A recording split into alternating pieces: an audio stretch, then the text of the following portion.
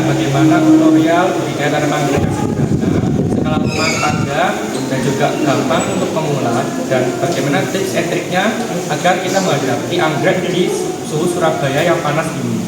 Nah, kita bisa gunakan pot dan juga sistem tempel seperti ini dengan menggunakan media seperti ini. Baby, remaja, dewasa, lalu ada yang blooming size atau yang berbunga.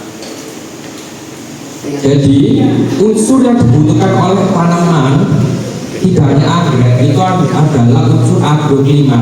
Unsur agroklimat itu apa? Jadi ada unsur yang penting dibutuhkan oleh tanaman, meliputi ada satu, air, udara, kelembaban, dan juga cahaya matahari. Pupuk itu terakhir ya Ibu, jadi tidak perlu penunjang pupuk yang banyak. Untuk apa pupuk banyak-banyak kalau agroklimatnya tidak tercukupi? Jadi untuk menanam anggrek yang dibutuhkan pertama-tama adalah kita kenali dulu agroklimatnya, kita tahu dulu agroklimatnya, kita kenali dulu dan juga kita pahami apakah agroklimatnya sudah pas. Nah, jika agroklimatnya sudah pas, anggrek bakalan subur.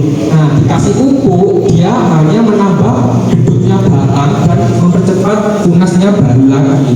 Ketika tunas baru dia akan semakin ribut seperti ini. Ini namanya tutup daun ya, Ibu. Tutup daun ini kondisi di mana daun sudah tua dan juga tidak tumbuh tidak tumbuh daun lagi. Jadi daunnya sudah tutup atau terakhir daunnya. Ketika kita lihat seperti ini, dia ada kayak jerawat atau kayak tumbuh jerawat itu namanya spike. Nah, spike itu enggak ada contoh. Spike itu kayak keluar antena kecil gitu. Itu bakal calon bunga. Nah, ketika keluar bakal calon bunga, itu berarti dia sudah menandakan dia sudah siap berbunga. Kita push dengan pupuk pembungaan. Nah, biar bunganya nggak gagal, pupuk bunga itu dipus dan juga sinar mataharinya harus pas. Kalau sinar mataharinya nggak pas atau kita malah dilem ya bahasanya atau dimanja, malah antenanya itu nggak naik. Jadi malah stuck atau nyandut bahasa Jawa. Jadi untuk anggrek yang sudah tutup daun bisa diberikan pupuk pembungaan. Ketika masih umur baby, masih umur remaja, bisa dikasihkan pupuk yang daun atau pupuk pertumbuhan yang dimana NPK-nya seimbang, unsur NPK-nya. Pupuk daun dan pupuk bunga itu diberikan sesuai kondisi usianya.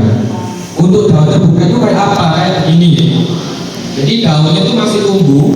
Daunnya masih akan tumbuh lagi. Jadi ini masih belum siap untuk berbunga.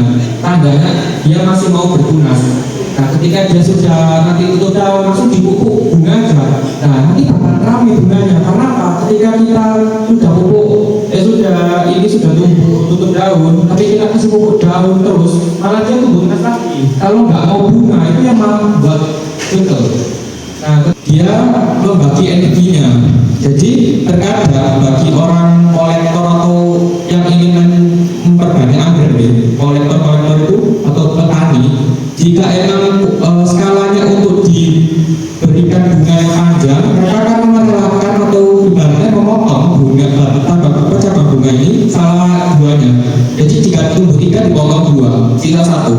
Nanti sisa 1 akan tumbuh panjang. Jadi daripada 3 tapi pendek-pendek, kayak panjang tapi 1. Dikatakan grade premium anggrek itu bisa dilihat dari kondisi batangnya, minimal batang 3 dan juga kelopaknya 12. Namun berbeda lagi dengan dendrobium. Dendrobium belum tentu juga, terkadang bunganya kecil atau sedikit itu dikatakan nggak premium atau nggak grade-nya bagus. Dari batang kita bisa lihat batang yang gendut menandakan juga anggreknya subur dan juga sehat. Nah, dendrobium ini kenapa kok daunnya agak sedikit hijau muda? Karena tandanya kalau hijau muda ini berarti dia berasal dari kebunnya batang rendah atau yang memang kebunnya banyak panas. Dari dalam anggrek fase pertumbuhan kita bisa berikan pupuk daun atau ibaratnya jika nutrisinya itu NPK-nya 16 berarti seimbang 16. Kalau untuk yang pupuk bunga ini tinggi unsur fosfor atau yang khusus untuk pembungaan. Jadi jangan dicampur. Jika emang lagi fase berbunga atau sudah dewasa, jadi kita kecil tapi kita paksa berbunga, ya kasihan dong ya gitu. Kalau untuk pencegahan, pupuk sama obat itu beda gitu. Pupuk ya untuk pupuk, obat untuk obat. Pupuk untuk mensuburkan, obat untuk mengobati. Ada namanya fungisida atau obat anti jamur. Biasanya kalau di perkebunan atau di rumah saya sendiri, ini lebih sering digunakan ketika musim hujan kayak gini. Nah, pemberiannya seperti apa? Cuman pemberiannya hanya ketika setelah hujan reda baru diberikan fungisida. Fungisidanya mungkin bisa seminggu 2 kali tergantung kepadatan tanaman. Jadi semakin rimbun tanamannya, semakin rimbun kebunnya, maka harus sering fungisida. Karena jika emang ada yang sudah satu busuk, menularnya bisa lama, bisa cepat. Terus ada juga namanya insektisida, ini untuk serangga, jadi jangan disamakan ya. Kalau dia berjamur, baunya busuk, dikasihnya fungisida buat jamur. Kalau dia kena serangga atau ada gigitan serangga atau kayak kutu-kutuan, dikasihnya yang insektisida. Nah seperti itu. Campuran takarannya yaitu 1 sendok teh atau 1 mili dilarutin dulu di wadah seperti gini ya, pakai air sedikit itu dilarutin dulu. Biar apa? Karena ketika masuk botol ya nanti larutannya tercampur semua. Dia dicampur ke 1 botol liter air ini, terus dimasukin ke botol spray. Jangan dicampur ya. Semisal ini ada sisa air pupuk, jangan dicampur pupuk, jangan dicampur obat apa. Saya punya anggrek, belum tahu ya cara menanamnya apa, pupuknya apa belum tahu. Katanya hanya disiram dengan air meriah beras. Nah, terus banyak semutnya. Nah itu harus disemprot pakai yang apa enggak? Ya, jadi air leri itu mengandung unsur nitrogen yang bagus untuk tanaman. Tidak hanya buat anggrek, tapi buat tanaman lain juga bagus. Pupuk air leri yang bagus, jika memang ingin menggunakannya lebih tanaman, itu sebaiknya difermentasi dulu agar penyimpanannya lebih tanaman. Namun jika tidak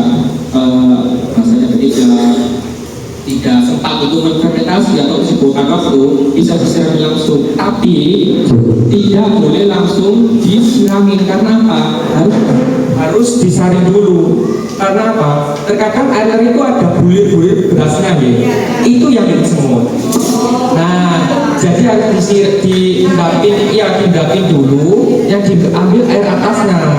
Karena terkadang sudah disaring tapi masih ada putih-putih, tapi masih bisa katuk toh. Itu kalau dipakai semprotan, rusak semprotan. Jadi diindapin dulu semalam, terus habis itu diambil atasnya tapi sambil disaring juga. Jadi air itu yang membuat semut itu adalah ininya Bu, sampai itu berasnya numpuk jadi satu di sela-sela pot, itu yang bikin itu semut. Sekarang kecil sebanyak 3 sampai 4 ke dasaran pot, ya. Dasaran pot seperti ini. 3 sampai 4 akar, 3 sampai 4 butir arang ini ya, kayak gini. Tulas mudanya di depan.